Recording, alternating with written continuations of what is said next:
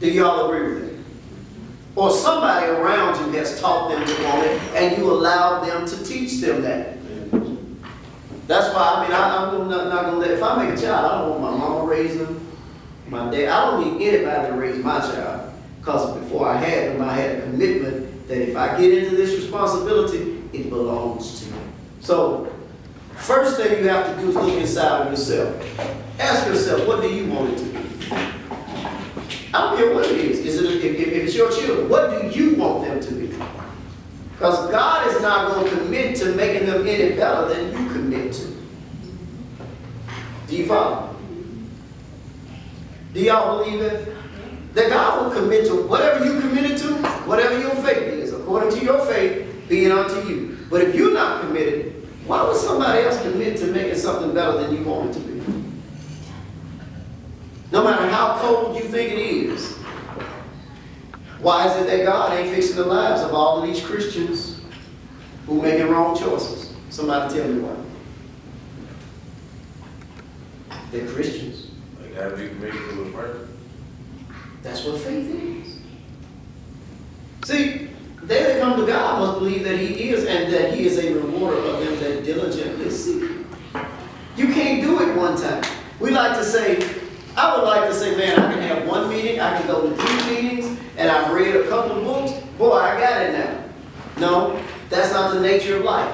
Everything I did yesterday, I got to do again today. I shaved yesterday. By 5 o'clock this evening, I'll need to shave my head again. Depends on how smooth I want it to be. Honestly. Now, if you don't want it to be that smooth, then you can tell yourself, I can shave every 3 days. Okay, well, not and have a certain look. You can talk, you can have communication in your relationship once a month, but not have a good relationship. You can't do it. You can listen to the word every now and then and not be up on it. Now, you can go tell people, like a lot of people say, you know, I'm not a religious person, I'm a spiritual person. Okay, I would love for you to be spiritual and not religious, but what's keeping you spiritual? That's my question. If you ain't studying spiritual things, you're probably not staying spiritual. Why is it that we're able to think that with God we can do whatever we want to every now and then and it's going to stay up? That what you taught me, I got it. I took what you taught me and I ran with it. Okay? How can we, that's like eating once and thinking that meal going to take you forever. And you know how often we think just because we heard something, we now are implementing it in our lives? See, I know. And then we talk to a lot of people who know, and we sit around and talk knowledge. All I ask you to do when you're doing that is check your own situation. Is your situation what you want it to be? If nobody helps you, would you be okay? Can you handle your own business? I always have a plan. I don't want to have to count on anybody. Period. Anybody. Now, whatever you do, I'm grateful for it. But me and God, we'll get it done if you don't. Now, see, it's easy to say that, but look around your life and tell me how many things you have that are not in the condition you want them to be in. And then tell me you committed. See, it's easy to tell, and people live for other people. We like to say, I'm trying. Did you get the job? You know, I'm trying to put in 4 applications yesterday. That's not what I asked. Hello? When they get ready to get their rent at the end of the month, how many times are you going to come to the end of the month and be able to tell people, I put in 4 applications last week, ain't nobody hiring? Those are all good excuses. But why would they be excuses for people who say God can do all things? I mean, which way is it? Either He can or He can't. He can unless it's in a depression. Unless we're in a recession. See, God can bless me unless the attitude of everybody else ain't working right. We've got to decide what we're going to believe. And it's going to put pressure on me. In my life, I'm talking about my life, it puts pressure on me. In your life, it puts pressure on you. If you don't want any pressure, you don't want to succeed. You want people to take the pressure off, you don't want to be in charge. You know, Jolly had said this once before, but the reality, he had told me this a while back. Now understand, if you really want to make a muscle strong, you got to break it, tear it up first. Because everything, once you tear it up, when it comes back together, it's strong. And most people don't want to ever go through any pressure. I just don't want nobody to be mad at me. Okay, well, you don't want to be successful. I don't know why people get mad. But I really don't care either, unless they want me to go through it with them and help them stop. Y'all, we got to focus. You got to focus in your life. I don't care. I understand y'all see him talking, whatever the case may be. See you later.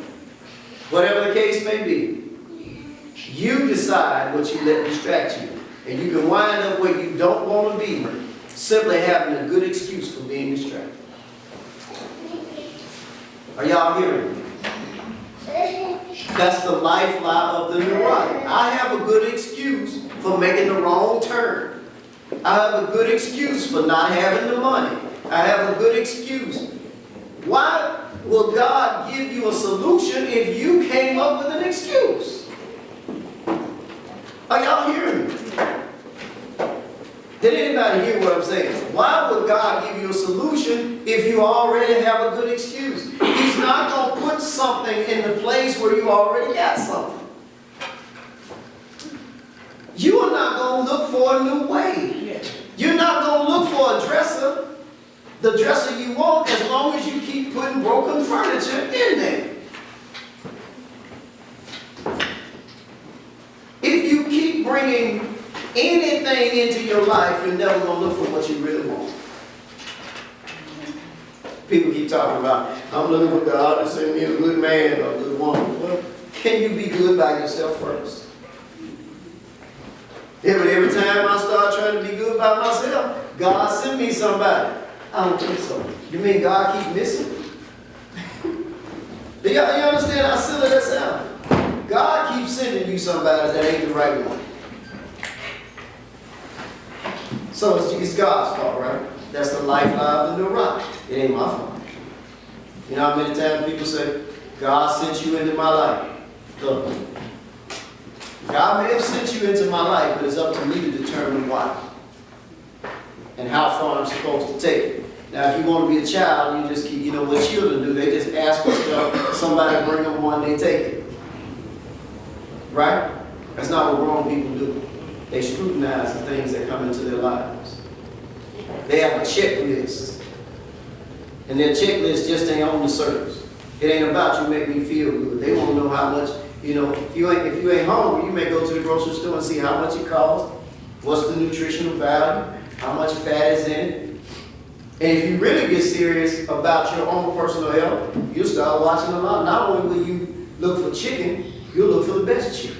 You want to know when it was made. You want to know what they fed the chicken before they feed you the chicken. You follow? You can make your life as good as you want it, but you got to dig for the details. Now, if you want to give somebody else responsibility for it, take what you get. That's the way life works. Take what you get. You don't want to keep taking what you get? Learn how to pay attention yourself. And stop making excuses. Get around some people who won't let you make excuses. Because you'll get mad at them. You know? And you got some people who will help you. Like, you know, they mean well, like my wife said, you know, I think, you know, you're just tired. That's why you make it. Yeah, I understand. Most of the time, what I thank God for is she's not